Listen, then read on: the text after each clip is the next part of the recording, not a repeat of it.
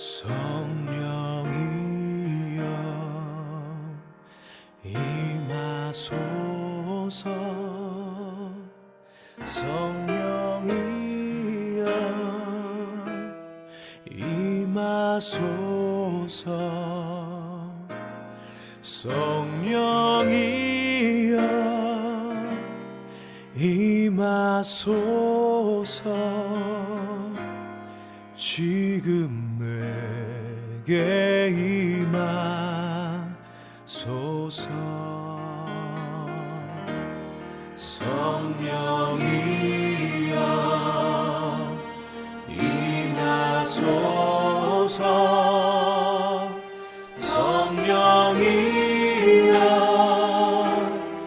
임하소서. 성령이여 임하소서. 지금 내게 임하소서.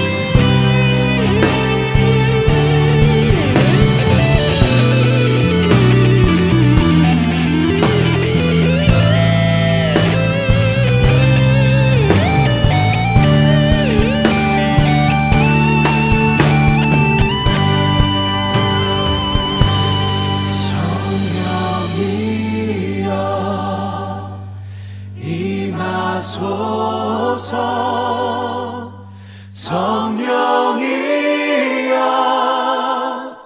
임하소서. 성령이여 임하소서. 지금 내게 임하소서.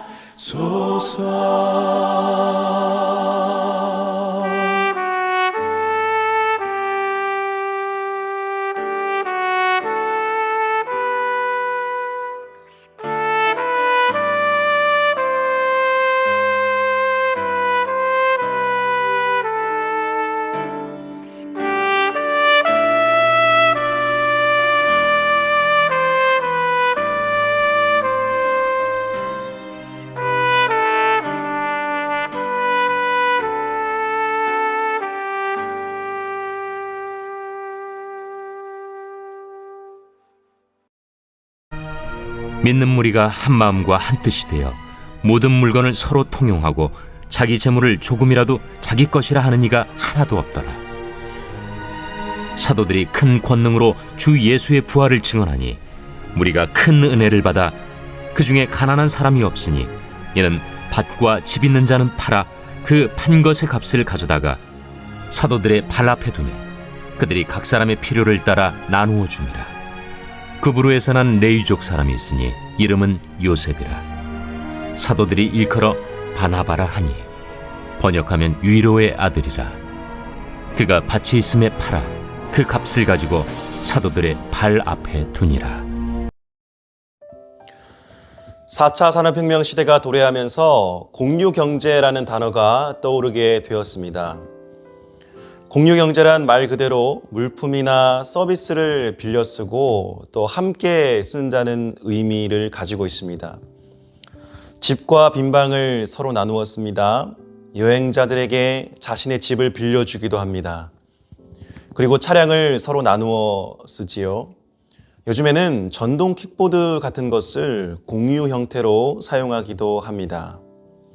그런데 최근 뉴스 기사를 보면 이 공유 경제에 한계가 나타나고 있는 것을 보게 됩니다. 함께 쓰는 물건에 대한 파손이나 도난 사건이 자주 발생하게 된다고 합니다. 함께 사용하는 공간에서 범죄도 일어난다고 합니다. 그리고 여러 상업적인 이익을 추구하는 집단들과 갈등을 겪기도 합니다. 전문가들은 공유 경제가 풀어야 할 난제가 있다라고 합니다. 바로 소유에 집착하는 인간의 본성입니다. 인간은 원래 끊임없이 자신의 것을 가지길 원하는 존재입니다. 그리고 남들보다 더 많이 가지길 원합니다. 자신만의 영역을 만들고 또 자신만의 성을 쌓으려고 합니다.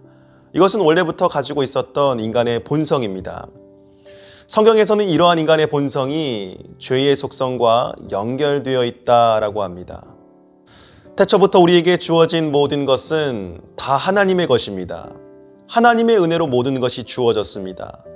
그러나 하나님을 떠난 인간은 자기 자신을 더 사랑하고 바라보고 나를 위한 물질들을 더 소유하며 거기에 집착하며 살게 되었습니다. 이것은 우상 숭배의 한 형태라고 할 수 있습니다.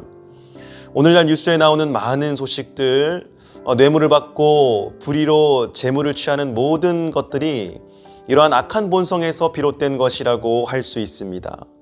이러한 본성은 늘 우리를 육신의 한계에 머물러 있게 만듭니다. 그런데 오늘 본문 말씀해 보니까 이 인간의 본성을 뛰어넘는 일이 일어나고 있습니다. 오순절 마가의 다락방에서 성령의 임재를 경험한 사람들은 육신의 소욕을 뛰어넘는 일을 하고 있었습니다. 32절 말씀해 보니 믿는 무리가 한 마음과 한 뜻이 되어 모든 물건을 서로 통용하고 자기 물건을 서로 통용하며 자기 재물을 조금이라도 자기 것이라고 하는 이가 하나도 없었다고 합니다. 성령 안에서 한 마음과 한 뜻이 되었다. 한 방향을 바라보게 된 공동체는 소유에 대한 집착이 사라져 버렸습니다. 인간의 가장 밑바닥에 자리 잡고 있는 이 소유에 대한 본성, 그리고 소유의 본성에서 오는 이기심과 탐욕이 사라지게 되었습니다.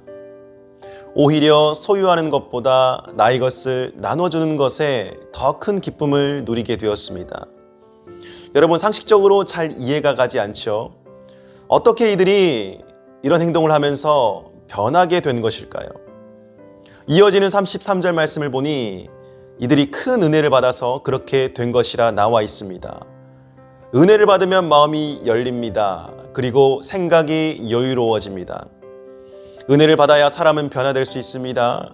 은혜를 받으니까 이들 또한 나의 것을 많이 가져야지, 더 가져야지, 이런 불행한 생각 가운데 머물러 있지 않더라는 것입니다.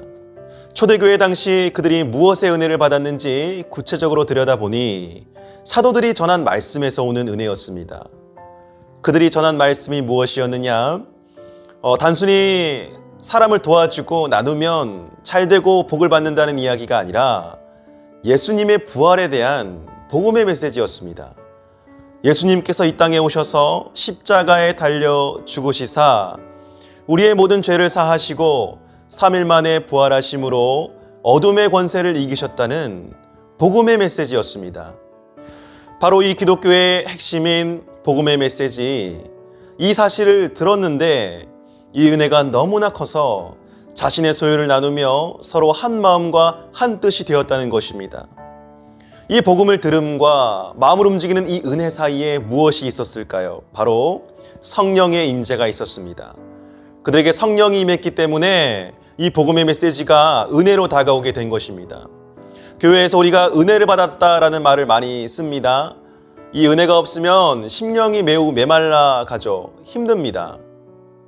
은혜를 받았다라고 하는 것은요, 정확히 성령의 임재하심을 통해서 예수님의 구원의 사역에 대한 확신이 우리 가운데 생기는 것을 말합니다. 하나님 아버지께서는 늘 변치 않는 은혜로 우리와 함께 하십니다.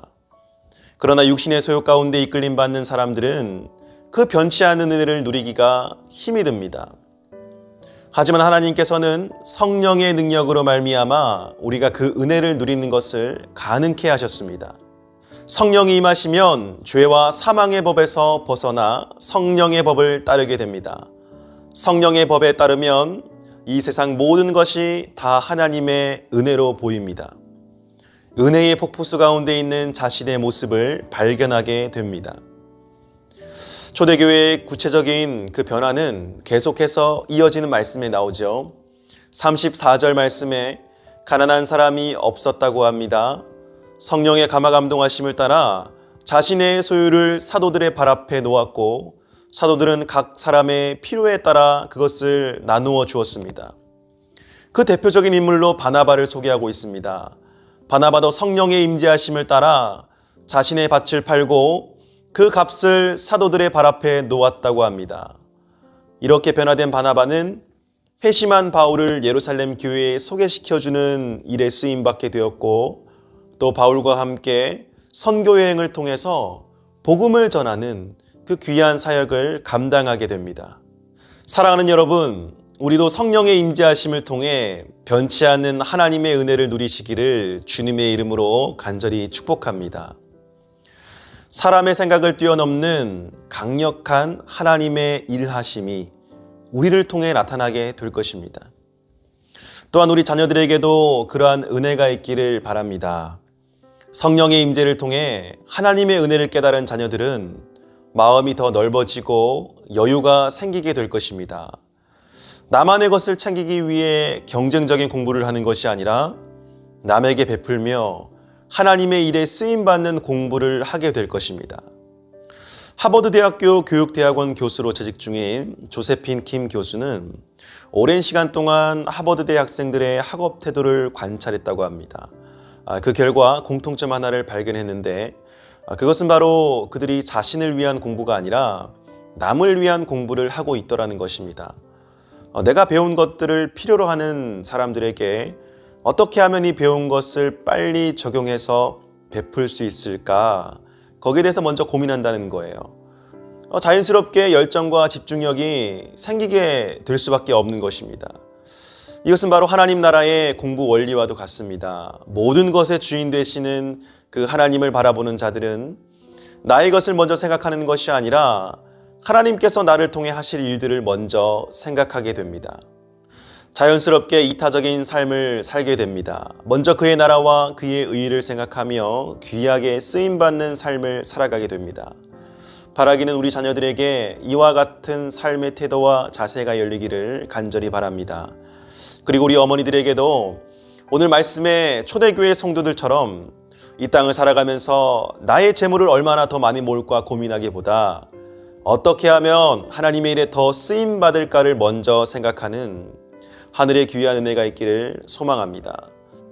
오늘 하루도 성령의 충만하심으로 말미암아 우리 삶에서 하나님의 변치 않는 그 은혜의 기쁨을 누리는 저와 여러분 되시기를 주님의 이름으로 축복합니다.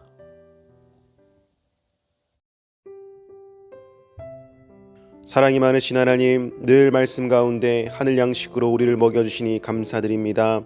하나님, 이 시간 나의 마음을 하나님께 올려드립니다. 모든 삶의 순간마다 성령님 함께 하셔서 부족하고 연약한 부분들 내려놓게 하시고 늘 강건한 삶을 살아갈 수 있게 도와주시옵소서. 때로 내 마음속에 몰려오는 세상적인 유혹들과 우울한 마음들이 다 사라지게 하시고 하나님의 밝은 빛 안에서 기쁨 충만한 삶을 누리도록 도와주시옵소서. 하나님, 자녀를 양육할 때 내 안에 부족한 부분들이 많이 있습니다. 내 뜻대로 내 생각대로 이 자녀를 이끌어왔다면 이제는 하나님 안에서 하나님의 생각을 구하는 어머니 되게 하여 주시옵소서. 분노의 감정으로 내 자녀에게 상처를 준 일이 있다면 그 마음을 어루만져 주시고 회복의 은혜를 베풀어 주시옵소서. 늘 성령님의 임재를 사모하며 바라보는 어머니 되길 원합니다. 더 깊은 기도의 자리로 나아가게 하여 주시옵소서.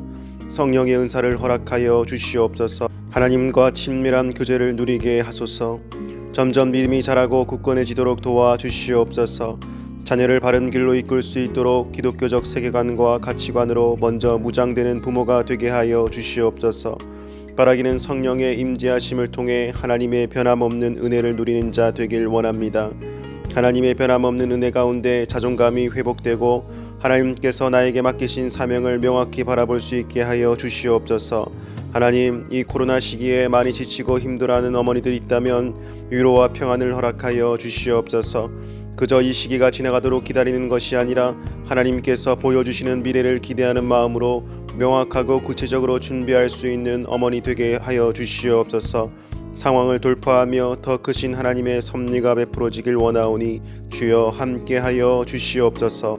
하나님, 우리 가정을 위해 기도드립니다. 믿음의 가정, 선한 가정 되게 하여 주시옵소서. 예수님의 보혈로 덮어 주시옵소서. 예수님의 권능의 팔로 붙잡아 주시옵소서. 목자 되신 하나님을 바라보며 경외하는 가정 되게 하여 주시옵소서. 우리 가정에 오랫동안 내려오는 아픔과 상처들, 우상 숭배의 모든 문화는 나사렛 예수 그리스도의 이름으로 떠나가게 하소서. 모든 육신의 연약함과 질병과 고통은 나사렛 예수 그리스도 이름으로 떠나갈지어다. 이 가정에 믿음의 씨앗을 심으셨으니 뿌리 내리고 싹트게 하시고 많은 열매를 맺게 하여 주시옵소서. 하나님께서 사용하시는 믿음의 공동체가 되길 원합니다. 모든 가족 구성원들 한 명 한 명 떨어져 있어도 늘 하나님 손에 붙잡혀 살아가게 하여 주시옵소서. 만나는 사람과 모든 거하는 처소 위에 거룩한 성령님 함께하여 주셔서 죄의 길에 빠지지 않게 하시고 하나님의 구별된 자녀로 보호받으며 살아가게 하여 주시옵소서. 하나님, 우리 가정의 예배가 온전히 세워지길 원합니다. 아직 함께 모여 예배드리기에 힘든 가정들이 있다면 확실한 구원의 역사가 그곳 가운데 임하길 원합니다. 믿지 않는 가족들, 친척들 하나님 앞에 나올 수 있도록 도와주시옵소서. 하나님을 외면하는 자들이 있다면 하나님의 능력을 체험하게 하여 주시옵소서. 서로 마음의 벽이 생긴 가족, 친척들이 있다면 허물어 주시고 예수님의 사랑으로 하나 되게 하여 주시옵소서. 하나님, 특별히 깨어진 가정, 무너진 가정이 있다면 하나님의 손길로 보듬어 주시길 원합니다. 눈물로 아파하며 기도하는 손길 위에 임마누엘의 하나님을 경험케 하시고 앞으로의 모든 살길 가운데 희망을 빛을 보여 주시옵소서. 하나님, 우리 자녀를 위해 기도드립니다. 우리 자녀의 앞길을 책임지시는 주님께 늘 감사드립니다. 자녀에 대한 과도한 집착을 버리게 하시고 이 자녀에 대한 모든 걱정, 근심, 염려를 주님께 맡기며 나갈 수 있게 도와주시옵소서. 우리 자녀가 하나님의 거룩한 자녀로 다니엘처럼 어디에 가도 빛나는 자녀 되길 원합니다. 세상과 구별되어 하나님을 향해 예배드리기를 기뻐하는 자녀 되게 하시고 세상의 가치관이나 불의와 타협하지 않게 하시고 성경의 내용을 바로 알고 성경적 가치관으로 무장된 하나님의 지혜로운 아들, 딸들 되게 도와주시옵소서. 우리 자녀가 성장하는 동안 모든 육신의 안전과 건강을 지켜 보호하여 주시고 한 건의 안전사고도 일어나지 않게 하여 주시옵소서. 좋은 믿음의 친구들 만나게 하시고 만남과 관계 속에서 지혜롭게 행동하는 자녀 되게 하여 주시옵소서. 말씀을 늘 가까이 하는 자녀 되길 원합니다. 언제나 무릎 꿇고 하나님 앞에 기도하는 습관이 있게 하여 주시옵소서. 부모를 의지하는 것이 아니라 먼저 하나님을 찾는 자녀 되길 원합니다.